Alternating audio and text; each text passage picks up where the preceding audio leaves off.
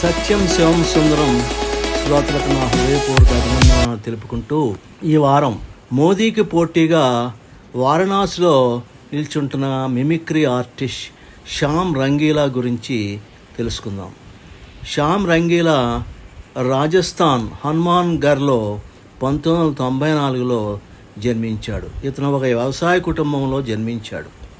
ఇతను ఒక చిన్నతనం నుంచి ఒక హాస్య కళాకారుడిగా ఎదగాలని కలలు కనేవాడు. ఇతను అసలు పేరు శ్యామ్ సుందర్. 2017లో గ్రేట్ ఇండియన్ లాఫ్టర్ ఛాలెంజ్లో పాల్గొన్నాడు. కానీ నరేంద్ర మోడీ గారిని, రాహుల్ గాంధీ గారిని అనుకరించడం వల్ల ఆ షో నుండి నిర్వాహకులు అతన్ని తొలగించారు. కానీ శ్యామ్ చేసిన వీడియో లీక్ అయి చాలా వైరల్ అయింది. రంగీలా చాలా విమర్శించబడ్డాడు. కానీ అతను ఎప్పుడూ తాను మోడీ గారి అభిమానిని చెప్పుకునేవాడు. ఇలా అతని పాపులారిటీ పెరుగుతూ చాలా కార్యక్రమాలకు ఆహ్వానింపబడిన చివరికి వచ్చేసరికి ఆ షో నిర్వాహకులు ఆ ప్రదర్శనను ఆఫ్ చేసేవారు. 2022లో శ్యామ్ రంగీలా ఆమ్ ఆద్మీ పార్టీలో రాజస్థాన్ శాఖలో చేరాడు. ఆమ్ ఆద్మీ పార్టీలో చేరిన ఆ పార్టీలో అతనికి ఏ పదవిని ఇవ్వలేదు. ఇక శ్యామ్ రంగీలా ఒక యూట్యూబ్ ఛానల్ కూడా నడుపుతూ ఉన్నారు. ఈ ఛానల్కు 924K సబ్స్క్రైబర్స్ ఉన్నారు. ఇక తన యూట్యూబ్ ఛానల్లో మన ప్రధాని మోడీ గారిని అనుకరిస్తూ వీడియోలు చేస్తూ ఉంటాడు. ఈ నెల మే 1వ తేదీన తాను ఈ 18వ లోక్సభ ఎన్నికలలో శ్రీ మోడీ గారికి ఎదురుగా ఎన్నికలలో నిల్చుంటానని ప్రకటించారు. నేను వారణాసి లోకసభ స్థానం నుంచి స్వతంత్ర అభ్యర్థిగా పోటీ చేస్తాను. ఈ రోజుల్లో ఎవరిని నమ్మడానికి వీలు లేదు. ఎప్పుడైనా నామినేషన్ ఉపసంహరించుకుంటారు. వారణాసి మరొక సూరత్ కాకూడదని శ్యామ్ రంగీలా అన్నాడు. మన ప్రధాని మోడీ గారిని అనుకరిస్తూ చాలా పేరు సంపాదించిన శ్యామ్ రంగీలా తనకు మద్దతునిస్తున్న వారితో ఇలా అన్నారు. నేను వారణాసిలో పోటీ చేస్తానని కానీ దేశవ్యాప్తంగా అనేక మంది తమ మద్దతును తెలిపారు. అందుకు నేను ఎంతో ఆనందిస్తూ వారికి నా కృతజ్ఞతలు తెలుపుకుంటున్నాను. నేను నా వీడియోల ద్వారా నా నామినేషన్కు సంబంధించిన విషయాలు మీ అందరితో ఎప్పటికప్పుడు పంచుకుంటానని తెలిపారు. నేను 2014 నుంచి మన ప్రధాని మోడీకి ప్రథమ మద్దతుదారును. అనేక మిమిక్రీ వీడియోలు శ్రీ మోదీ గారు, శ్రీ రాహుల్, అరవింద్ కేజ్రీవాల్పై చేశాను. నేను బ్రతికి ఉన్నంతకాలం మోడీ గారికి నా ఓటని అనుకున్నాను. కానీ నేడు పరిస్థితులు మారాయి. నేను ఇప్పుడు మన ప్రధానిగా మోడీ గారిపై పోటీ చేయాలని అనుకుంటున్నాను. ఒక వారం రోజుల్లో వారణాసి వెళ్ళి నా నామినేషన్ ఫైల్ చేస్తానని తెలిపారు. ఒక ఇంటర్వ్యూలో మీరు ఎందుకు వారణాసిలో ప్రధానమంత్రి మోడీ గారిపై పోటీ చేస్తున్నారు అడిగిన ప్రశ్నకు శ్యామ్ ఇలా సమాధానం ఇచ్చారు. ఒకసారి సూరత్ ఇండోర్లో ఏమి జరిగిందో ఆలోచించండి.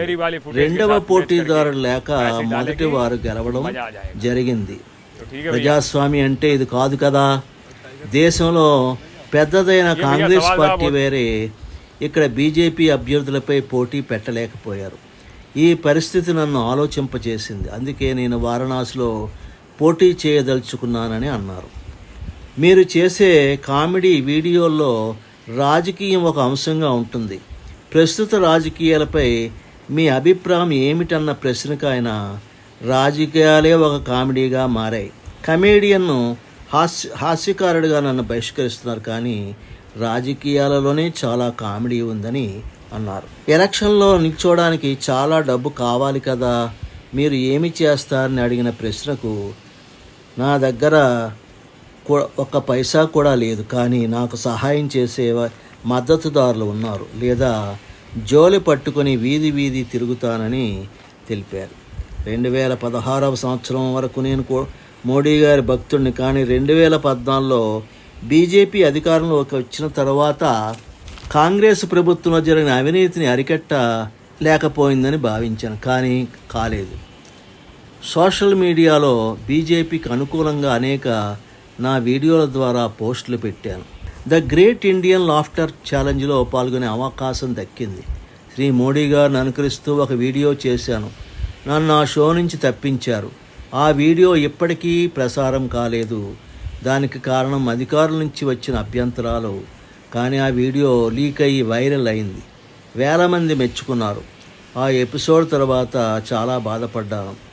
ఇప్పటికీ నేను మోడీ గారిని అనుకరిస్తూ ఎవరిని కించపరచకుండా వీడియోలు చేస్తూ ఉన్నాను. నా హాస్యం ప్రభుత్వానికి ఎందుకు నచ్చలేదు?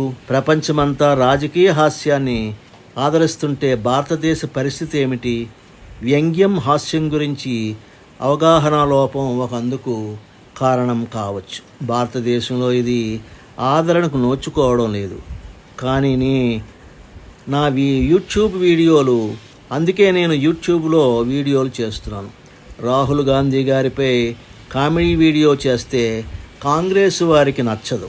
అలాగే మోడీ గారిపై వీడియో చేస్తే బీజేపీ వారికి నచ్చదు.